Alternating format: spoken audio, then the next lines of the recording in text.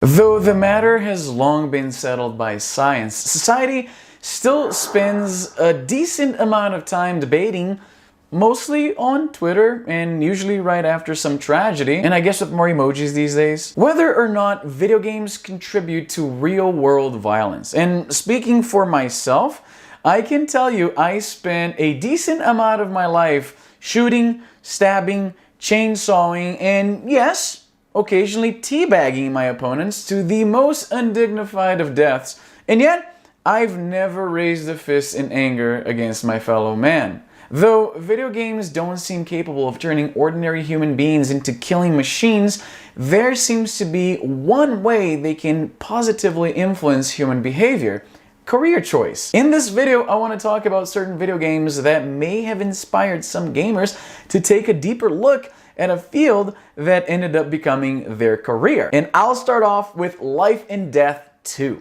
I don't often talk about this, but before transitioning to YouTube full-time, I worked in the healthcare industry for almost 10 years. Considering some of my favorite obscure games involve the medical profession in some capacity or other, this isn't entirely surprising.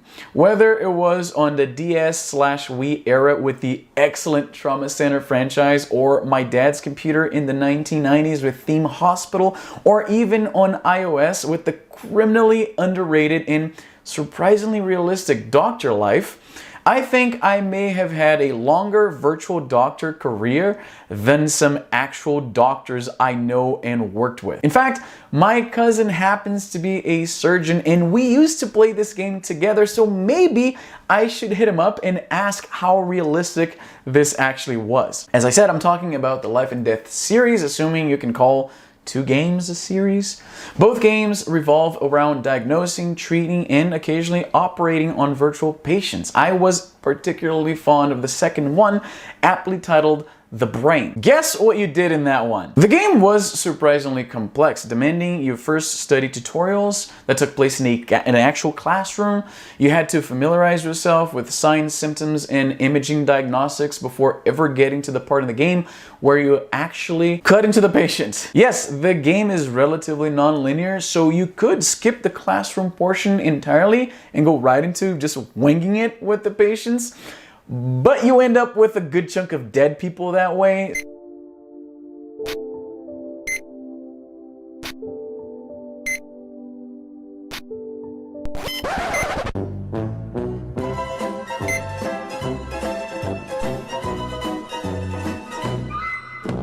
So I don't think skipping the instructional portion of the game is the wisest move if you want to actually save people. Many years later, as I went through paramedic school, I was actually already used to a lot of the usual questions we have to ask when getting patient history, and I knew the logic behind them because of this game. A lot of patients require relatively simple treatments, but some you have to actually operate on. And as a kid, I was only really good at one of the surgeries. There's 3 that you can perform in the game. And I'm gonna give myself a break here because this is before Google existed. I didn't speak English back then, so it's surprising I had any clue whatsoever what I was doing. Surgery was a lot to handle. Starting with the side that you're actually operating on. A lot of times I thought I recognized the symptoms right away and sent the patient to the OR. And then as I'm cutting into him, I realized that I'm operating on the wrong side of the head. Or that I shouldn't be operating at all because I completely misinterpreted the symptoms.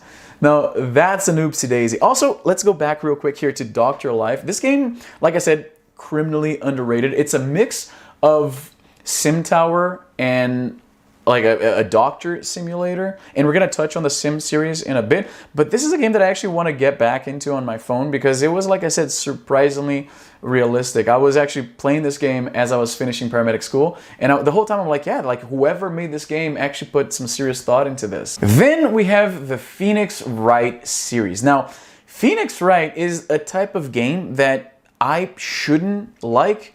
It's a Japanese visual novel, which I think it goes without saying because most visual novels are Japanese. They really like that genre.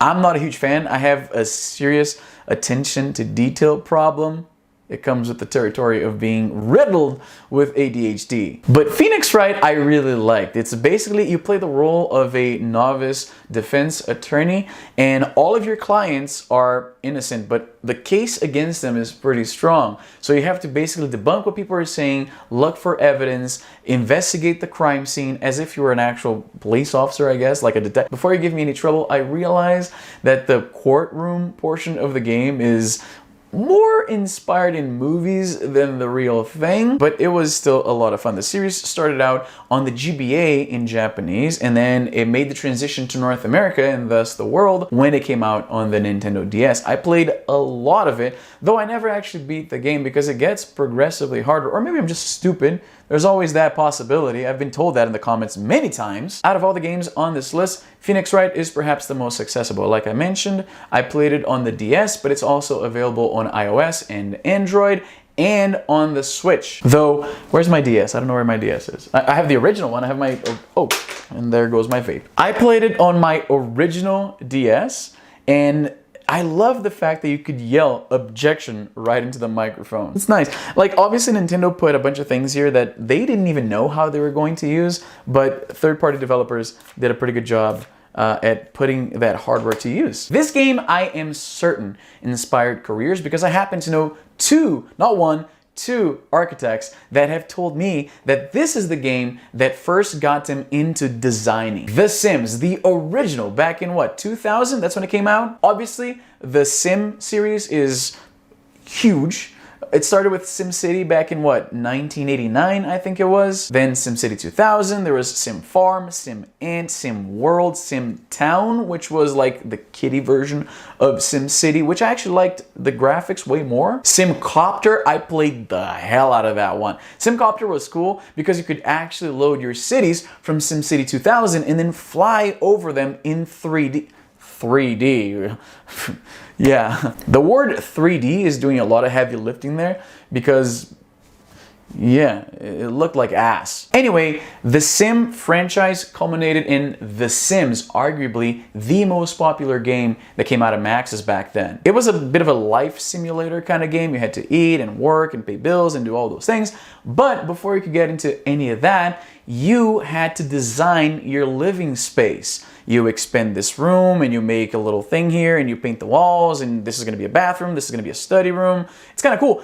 And it's very meta when you think about it because the SimCity series started out itself as a map editor for another game. Will Wright, the creator of the SimCity franchise, was working on a game called Raid on Bungling Bay, and he realized that he had more fun designing the levels than actually playing the game. And the idea of a city management game came from that. So it's kind of funny that in The Sims, so many people enjoyed actually just designing the home more so than playing the game itself and spawned careers from that. It's very meta. Now this one, again, I know pilots that got into the business because of this game. Flight Simulator. Now I have a rich history with this series. I haven't played it in a very long time, but I used to play it on my dad's computer back in the 90s.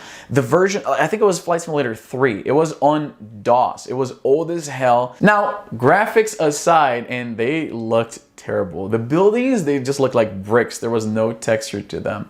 But aside from the graphics, the game was pretty realistic in the way you handle the planes and all the things in the dashboard. Do you even call it a dashboard on a plane? I feel like there should be a more technical term when it's a plane. Now, tying back to what I said in the beginning, the whole controversy about video games inspiring real-world violence, Flight Simulator got a bit of a bad rap back in 2001 because at least one of the 9/11 hijackers had used the game to plan the attack. Now, obviously, the game didn't inspire them to do that, but that was the connection that some in the media were drawing. It's stupid, but that's mainstream media for you, especially when it comes to reporting on video games. You gotta remember, it was all boomers back then. These people didn't know video games at all, so that's what could be expected. And finally, Kerbal Space Program, another flight simulator of sorts, but not quite. This one is more of a game in that there's actual missions and you get money to build better and more elaborate spaceships to go to other planets. The game is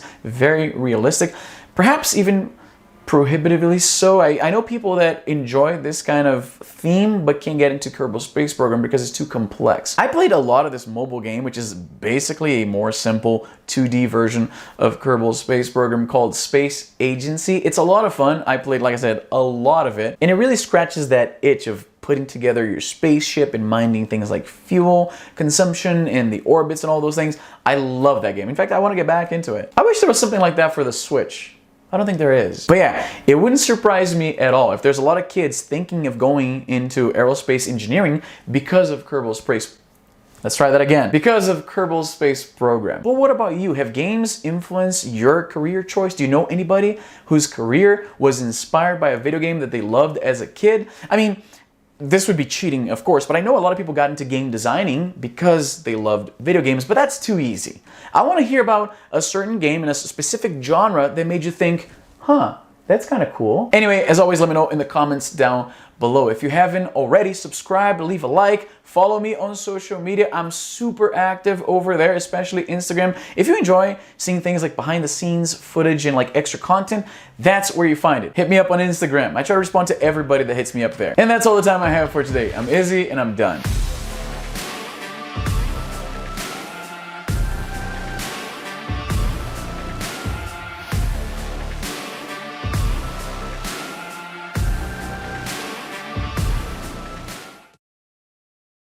If I ever go blind, this is why. All day long, just staring at these big ass lights.